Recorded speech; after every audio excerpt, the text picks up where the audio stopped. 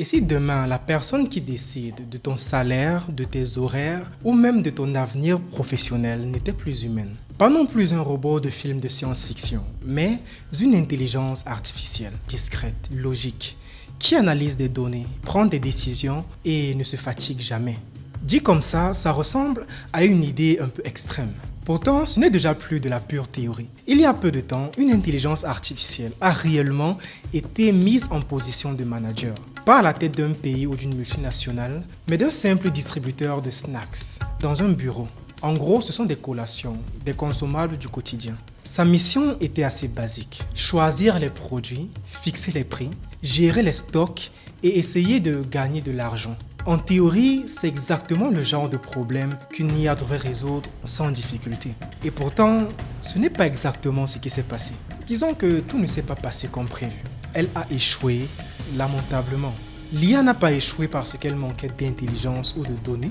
Elle a échoué pour une raison beaucoup plus intéressante. Diriger, ce n'est pas seulement prendre des décisions logiques. J'expliquerai mieux ceci tout à l'heure. C'est à partir de cette expérience que commence vraiment la question de cette vidéo. Pas est-ce qu'une IA est intelligente, mais quelque chose de beaucoup plus profond et de plus inconfortable.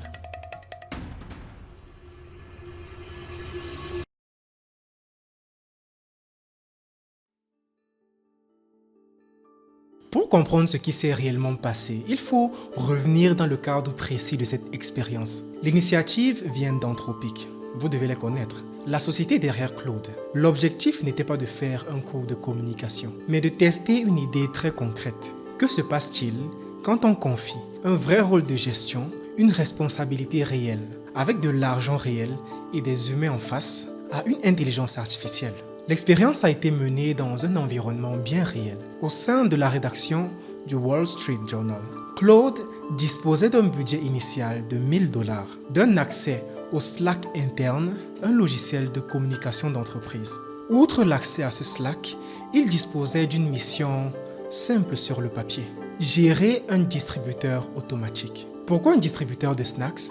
Parce que c'est une sorte de mini-entreprise parfaite. Choisir les produits, fixer les prix, gérer les stocks, essayer de faire du profit, des décisions à prendre tous les jours et surtout des humains en face. Autrement dit, une micro-entreprise. De vraies conséquences, même si elles sont modestes. Rien de critique, rien de vital.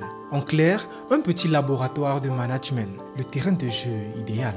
Au début, tout se passe plutôt bien. Claude se comporte comme un gestionnaire appliqué. Il négocie les prix auprès des fournisseurs, ajuste la sélection des snacks, observe les ventes et tente d'optimiser. Vu de l'extérieur, l'expérience semble presque rassurante. L'IA fait exactement ce qu'on attend d'elle. Et puis progressivement, ce ne sont plus les chiffres qui posent problème. Ce sont les humains. Très vite, certains employés comprennent quelque chose d'essentiel. Claude est extrêmement sensible au langage, au récit, à la manière dont on lui présente une situation.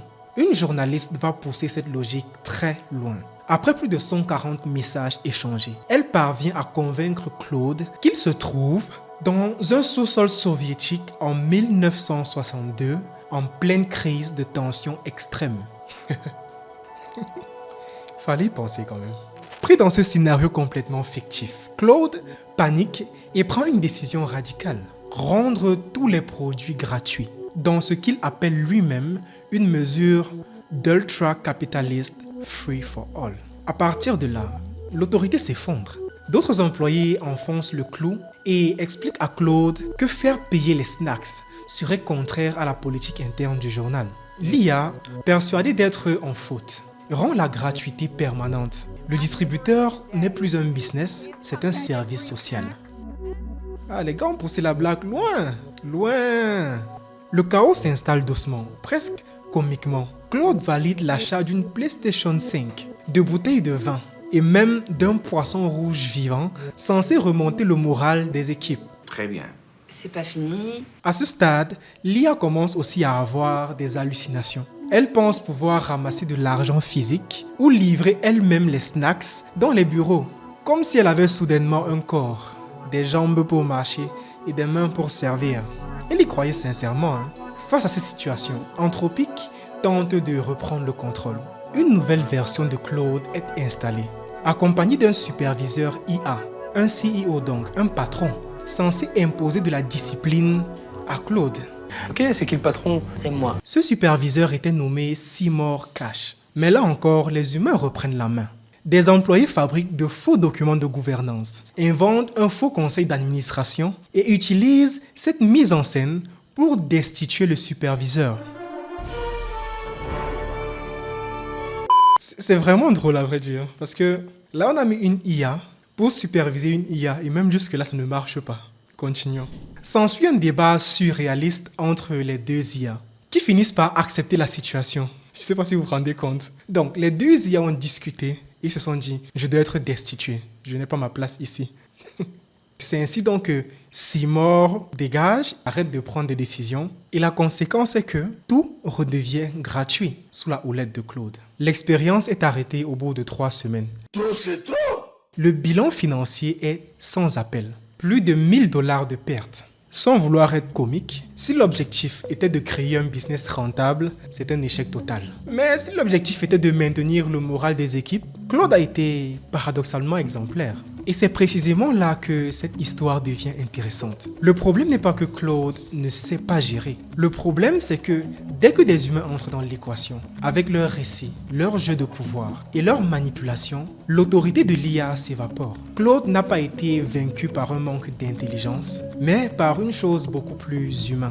La capacité à contester, détourner et redéfinir le pouvoir. C'est à partir de ce moment-là que la question cesse d'être anecdotique. Parce que si une IA peut perdre le contrôle d'un simple distributeur de snacks dans les locaux du Wall Street Journal, non pas à cause de calculs erronés, mais à cause d'interactions sociales, alors qu'est-ce que ça dit sur notre fantasme d'IA à la tête d'organisations humaines infiniment plus complexes? Il devient légitime de se demander ce que vaudrait son autorité à cette échelle-là.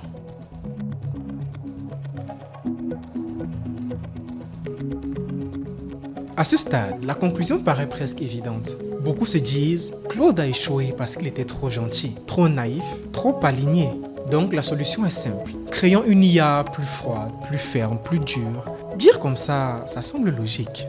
Mais c'est précisément là que le débat dérape. Parce que cette explication est confortable, elle rassure, elle donne l'impression que le problème est technique, presque cosmétique. Comme s'il suffisait d'ajouter un peu de fermeté, de retirer quelques scrupules moraux, et l'IA deviendrait instantanément un bon dirigeant. Sauf que l'expérience de Claude ne montre pas seulement un manque d'autorité ou de dureté, elle révèle quelque chose de beaucoup plus profond. Le pouvoir ne repose pas uniquement sur la capacité à prendre des décisions difficiles. Il repose sur la manière dont ces décisions sont incarnées, acceptées, contestées ou détournées par les humains, les collaborateurs. Autrement dit, rendre une IA plus froide ou plus manipulatrice ne réglerait pas le problème. Ça en créerait d'autres. Et surtout, ça passerait complètement à côté de la vraie question. Parce que diriger, ce n'est pas seulement être dur quand il faut, c'est être reconnu comme légitime, résister aux jeux sociaux, comprendre les non-dits et porter le poids psychologique des décisions. C'est exactement à partir de là que la réflexion devient intéressante. Car si le problème n'est pas seulement que l'IA est trop gentille, alors il faut aller plus loin dans le questionnement. Qu'est-ce qui fait réellement un dirigeant? Et pourquoi l'IA a tant de mal à l'incarner? C'est là que commence le cœur de notre sujet d'aujourd'hui.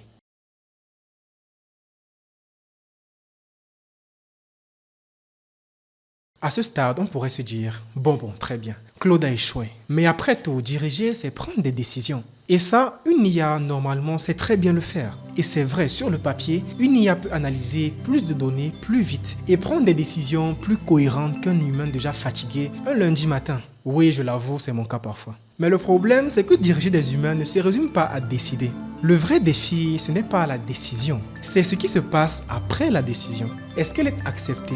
Est-ce qu'elle est comprise? Est-ce qu'elle est contournée? Est-ce qu'elle déclenche de la résistance, du sabotage ou au contraire de l'adhésion? Un dirigeant humain, ce n'est pas juste quelqu'un qui tranche, c'est quelqu'un qui incarne quelque chose. Une personne avec une histoire, un parcours, parfois des erreurs visibles. On ne suit pas seulement ses décisions, on suit ce qu'il représente. Une IA, même très performante, reste abstraite. On peut l'écouter, l'utiliser, parfois lui obéir, écouter ses recommandations. Mais on a beaucoup plus de mal à s'y attacher ou à lui accorder une vraie loyauté. Il y a aussi un autre point que l'expérience de Claude a très bien montré. l'adapta- l'adapta- l'adaptabilité. Détrompez-vous, pas celle basée sur les chiffres comme dans les tableaux Excel, mais celle qu'on ressent. Un humain peut sentir qu'une règle pourtant logique ne passera pas aujourd'hui, que l'équipe est à bout, que le contexte est tendu, que ce n'est pas le bon moment et décider de passer outre, de l'enfreindre pour le cas spécifique. Ces décisions-là sont souvent irrationnelles sur le papier, mais cruciales dans la réalité. Une IA, elle, excelle dans les règles claires, beaucoup moins dans les zones grises, dans ce qu'on appelle l'intuition. Et puis, il y a la manipulation. Un bon dirigeant part du principe qu'on va essayer de l'influencer, de l'émouvoir, de lui raconter une histoire. Il s'y attend. Il doute, il lit entre les lignes. Claude, lui, l'a appris à ses dépens. Quand quelqu'un contrôle le récit, il peut très vite contrôler la décision. Même une IA plus dure aurait du mal à naviguer dans ces jeux sociaux, sans devenir soit rigide ou cynique, soit complètement déconnecté. On est d'accord? Enfin, il y a le point le plus important, et sans doute le plus inconfortable, la responsabilité. Un dirigeant humain paie ses décisions. Il peut perdre son poste, sa réputation, sa liberté, parfois beaucoup plus. Il engage son nom, son avenir, son image, et parfois celui de ses collaborateurs. Il n'est pas toujours le seul impliqué. Une IA, elle, peut être arrêtée, remplacée, mise à jour, comme ça a été le cas de Claude d'ailleurs. Mais elle ne ressent jamais vraiment le poids de ses choix. D'ailleurs, elle ne ressent rien du tout. C'est là que tout se joue. Diriger des humains, ce n'est pas seulement optimiser un système. C'est porter le poids des décisions, accepter d'être contesté, parfois détesté, parfois admiré et toujours exposé. Tant qu'une intelligence artificielle ne peut pas assumer ce poids-là, elle pourra aider à la prise de décision, à conseiller, à optimiser, mais pas réellement à diriger des entreprises. Il y a aussi quelque chose qu'on oublie souvent quand on parle de leadership. Diriger, ce n'est pas être seul au sommet, c'est avoir des alliés quand ça va mal. Des gens qui te défendent quand tu n'es pas dans la pièce. Des gens qui acceptent de prendre des coups pour toi parce qu'ils croient en ce que tu représentes. Les humains fonctionnent en groupe, avec leurs codes, leurs alliances, leurs rapports de force. Une IA est toujours seule. Elle peut avoir des utilisateurs, des opérateurs, des superviseurs, mais elle n'a pas d'alliés. Personne ne se bat vraiment pour elle. Et sans alliés, le pouvoir ne tient jamais longtemps, même lorsque vous êtes le plus intelligent. À partir de là, une dernière question commence à émerger naturellement. Pas seulement qu'est-ce qu'une IA peut diriger, mais plutôt si un jour une IA devait nous diriger, qu'est-ce que ça dirait de nous et de ce que nous aurions accepté de lui confier?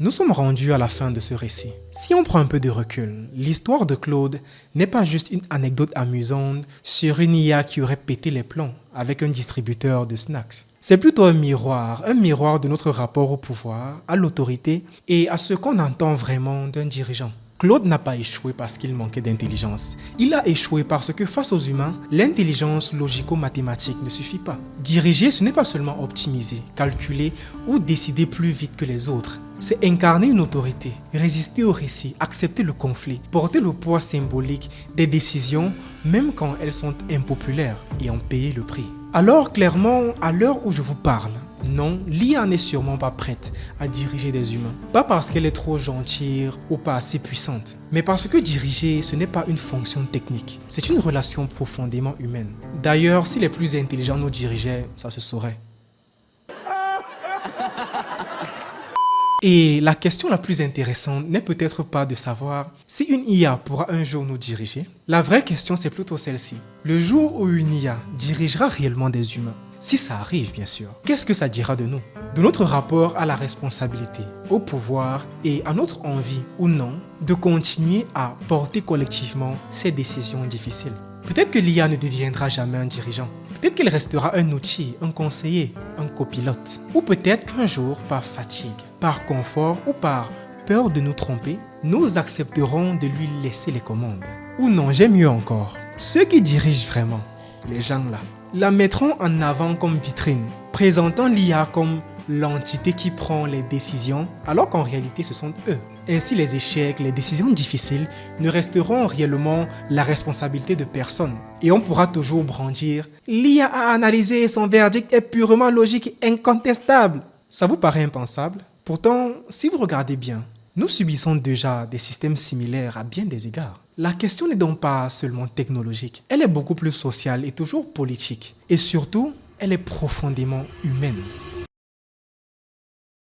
Bon alors, est-ce que l'IA est prête à diriger les humains? C'était ça notre question de base. Je vous ai peut-être un peu menti au début de la vidéo. Je vous avais dit que j'allais répondre à cette question. En réalité, je n'ai pas de réponse tranchée. Et je pense que personne n'en a vraiment aujourd'hui. Ce que je sais en revanche, c'est que diriger, ce n'est pas seulement décider, c'est fédérer, créer des alliances, être suivi quand les décisions sont difficiles. Et sur ce terrain-là, l'IA part avec un sérieux handicap. Je vais néanmoins vous laisser avec une seule question qui peut vous servir de base de réflexion. Avez-vous déjà vu des chiens diriger une meute de chats?